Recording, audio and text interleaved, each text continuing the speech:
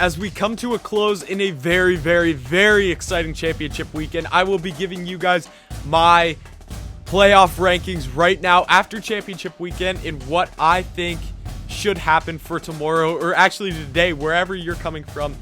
We are less than 12 hours away from receiving the playoff rankings. It comes out Sunday at 12 o'clock Eastern time and is Sunday 12:54 a.m. in the morning. I just finished doing my Alabama-Florida postgame show. Just finished watching that game. I've also done the Clemson Notre Dame postgame show, which would have been yesterday. I want to say today, but it's technically yesterday.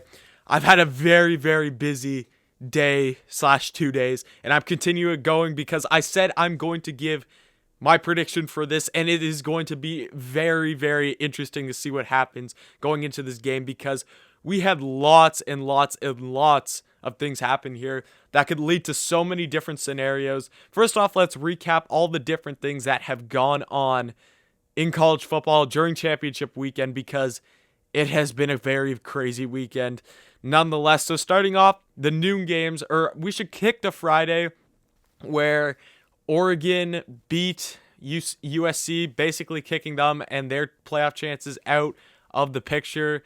Oregon, I watched a bit of that game. I watched it more to the end. Oregon just looked like the better team. They had more turnovers and everything. They just played a lot better than USC did. So USC out of the playoff picture. Then coming in at noon, we had a team that is definitely in the playoff picture and a team that will most likely you will see in the playoff and show up in one of those top 4 spots tomorrow. We had the Ohio State Buckeyes beating the Northwestern Wildcats 22-10 and what was actually a pretty sloppy game for Ohio State. I watched that game. Northwestern definitely had their chances in this game. And if it wasn't for Sermon in the rushing game, who rushed for 331 yards in this game, Northwestern could have come out with the win here. That didn't give me the utmost confidence in Ohio State going into this playoffs, but I still think an undefeated Big 10 champion is still going to make the college football playoffs. So nonetheless, Ohio State beats Northwestern. Then you have Texas A&M beating Tennessee. This wasn't a conference championship game. This was just a regular SEC regular season game. 34-13. It was a makeup date. Texas A&M has a pretty commanding win, 21 over the Volunteers. Texas A&M is a team that is on the bubble right now and that needed a win here, and that's what they did. Oklahoma was able to beat Iowa State, a 2-loss Big 12 team. They still are the champion. It's going to be tough to put them in, but Oklahoma is a really hot team right now, and they're a team that are the Big 12 champions for I can't remember how many years in a row, but it's been a long time since they haven't won.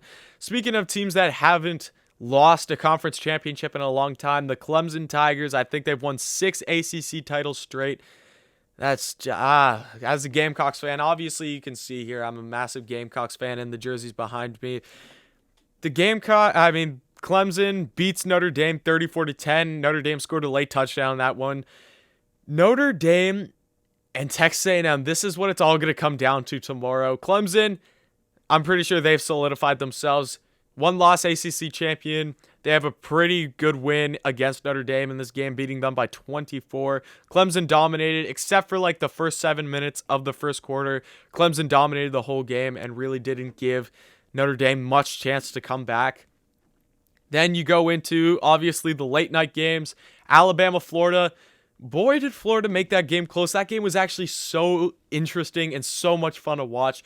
Thank you, Florida, for making that a close game. Even though you guys aren't going to make the playoffs, I appreciate you guys making the SEC championship game exciting because I honestly thought Alabama was going to go out there and cover the spread and just blow Florida out, but that's not what happened at all. Florida actually made this a very, very close game. Najee Harris, 5 touchdowns on this game. Mac Jones, 3 for 5. Devontae caught for 2. Lots and lots and lots of good quality play in this game that we had when the Alabama Crimson Tide beat the Florida Gators 52-46. And then finally, the American Championship game, Cincinnati Bearcats beat the Tulsa Golden Hurricane 27-24. They're another team that's on the bubble, an undefeated group of 5 team that won their conference championship. They beat a ranked team in Tulsa in their conference championship. Is that going to be enough? Is a 3-point win against Tulsa going to be enough to put them into the playoffs? So let's get into these rankings. I'm going to do them 1 to 4 as I normally do because it's more interesting when you hold the fourth team for the last, because that is the team that is on the bubble right now. We have no clue who could be that spot. And in my prediction, you guys have no clue who's going to be in that spot either, because I have right now in my bubble, you got Texas A&M, you got Notre Dame, you got Cincinnati, and then I'm pretty sure those are the only 3 teams. Even Ohio State after today, I put on that bubble. So those are the 4 teams that are on my bubble right now. But kicking off at number 1, you guys already know who it is. You guys already know who this is. You already love this team, the Alabama Crimson Tide.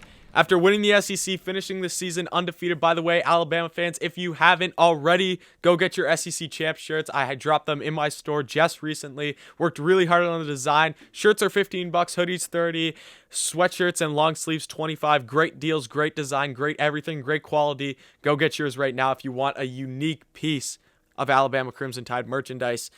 Back to this Alabama team. Offense is the best in the country, no question about it. If there's any offense that was going to compete with them, it was going to be Florida's. But Alabama's just so versatile, not only throwing the ball with Mac Jones to Devontae Smith to John Mechie to whoever it is. Even Najee Harris had a huge game in the receiving game. Obviously, you got Jalen Waddle hurt. But rushing the ball with Najee Harris, you just cannot get that guy down. Watching today, I was just like, that performance today might have put him in the Heisman race alone. Like, he was so good today or yesterday or whatever you want to call it with the football in his hands. And this offense is just absolutely lethal. Defense, obviously, you went up against a very, very good Florida offense. They let up 46 points. We expected Florida to put up a big number. Obviously, there are some things that you need to clean up on the Alabama side of the ball. Pass interference is going to be a big one. There was a couple calls in that game that allowed Florida to move the ball downfield. But Alabama's just got to do better in the secondary. Whoever they play in the playoff, they're going to get the 4th team, in my opinion. So they're pretty much going to have a punch ticket. I don't see any team that can compete with them that's going to be a 4th seed compete with them to beat them. So Alabama, lock it in. They're my number 1 seed. My number 2 seed, this is going to hurt me to say, but they are deserving of it. I'm giving it to my rival. Obviously, I'm a big Gamecocks fan, but I am giving it, sadly, to the Clemson Tigers. Clemson today, very good defensive performance. They played very well defensively. Offense was pretty good, I'd say. Trevor Lawrence was pretty good. ETN was really good. That team is just Clemson versus Alabama. I think offensively, Alabama is far superior, especially on the receiving side of the ball. You just got to look at, other than Amari Rodgers for Clemson, who really stepped up and caught the ball for Clemson today? No one much. ETN's really good in the rushing game. Lawrence obviously is going to be the number 1 pick. But I really like this Alabama team, and especially that Clemson has 1 loss. I had to drop them back to 2. Obviously, the ACC champion. I think that the defense, if anything's going to win the national championship for Clemson this season, is definitely going to be their defense, because they have shown that they definitely have one of the more consistent defenses in all of college football. So Clemson's defense, if I'm looking at it outside of a Gamecocks fan, looks really good to me right now. Obviously, the offense, you need more production if you're going to go toe-to-toe with Bama, who's going to put up 50 points probably. The defense is going to be there. You got to score more offensively, in my opinion. And I have put Clemson at number 2 for those reasons. Number 3. Who am I going to put at number 3? Because number 3, lots of teams could get in. There's teams on the bubble for 4 could easily be 3. It's so hard for me to pick here, but I'm sticking to my guts. I'm sticking to the team that I put for my last playoff prediction pre-championship weekend. I'm sticking with the Ohio State Buckeyes at number 3, undefeated, Big Ten champions. Obviously, they did have a shortened season. Obviously, the performance today was less than stellar for Ohio State, but they got the job done. Were able to go to Indianapolis and beat a pretty good defensive team in Northwestern. Ohio State's definitely gotta figure things out on the offensive side of the ball if they're gonna go toe-to-toe again with this team like Alabama or Clemson, because you gotta put up tons and tons and tons of points. 22 points just ain't gonna do it for you against either of those teams.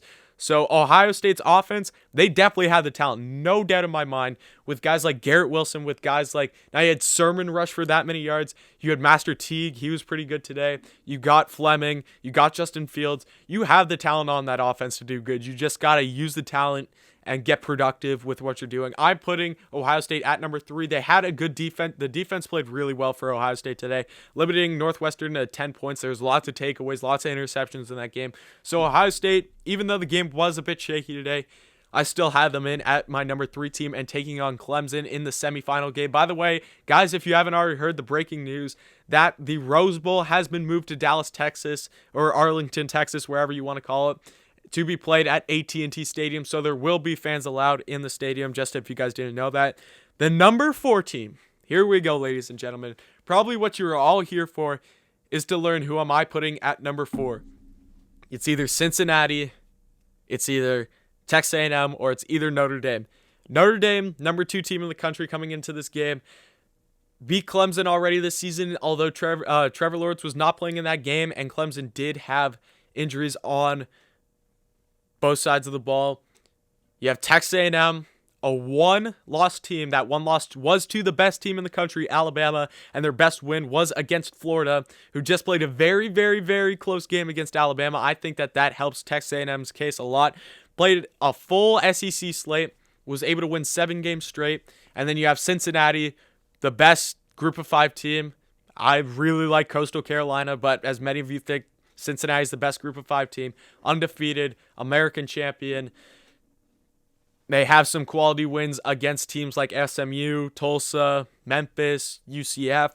They have the wins, they have the resume, but who am I going to put in?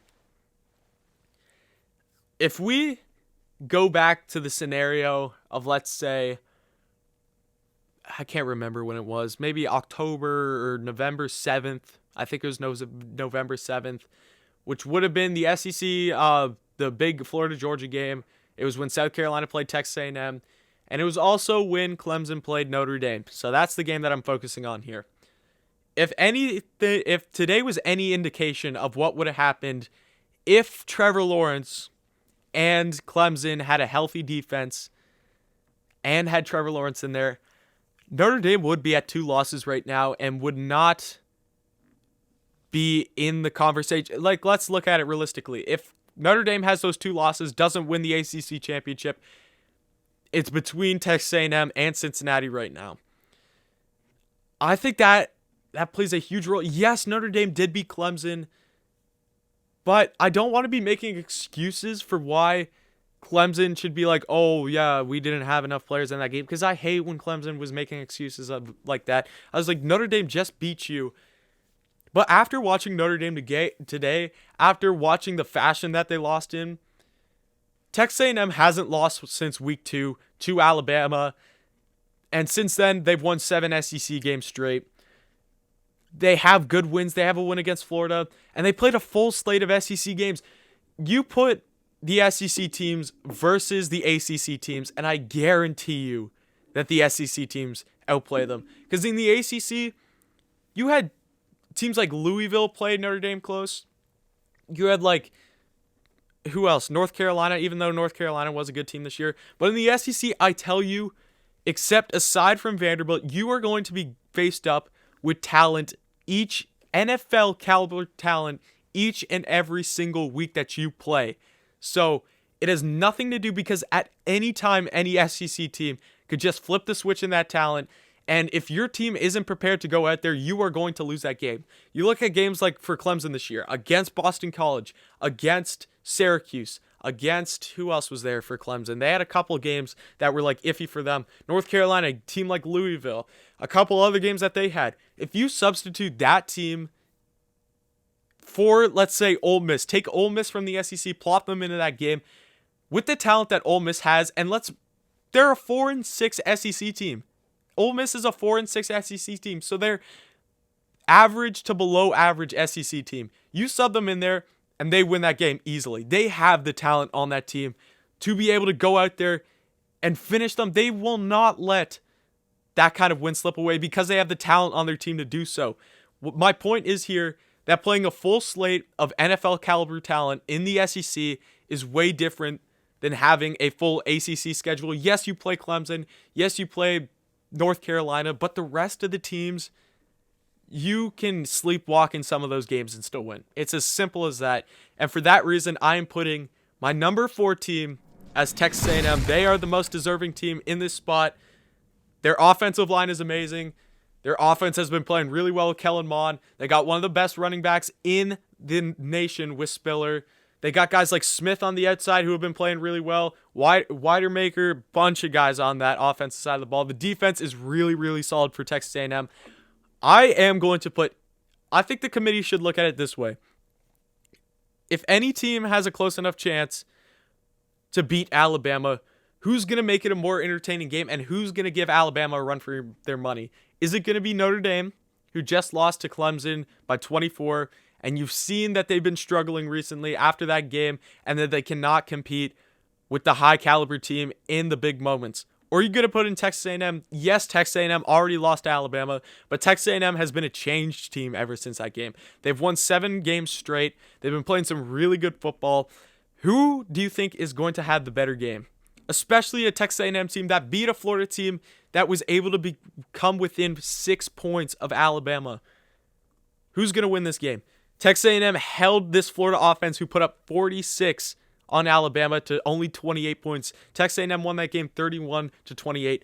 Give me Texas A&M at the 4th spot. I want to see 2 SEC teams in. It could be my SEC bias, but in all honesty, I think Texas A&M is most definitely deserving of that 4th spot. So thank you for watching my prediction video, guys. I'm going to do a live reaction, so definitely stick around for that. Subscribe. Stick around for that. Comment anything about college football, especially these playoff rankings. Like the video, subscribe, and thank you for watching, and come back next time.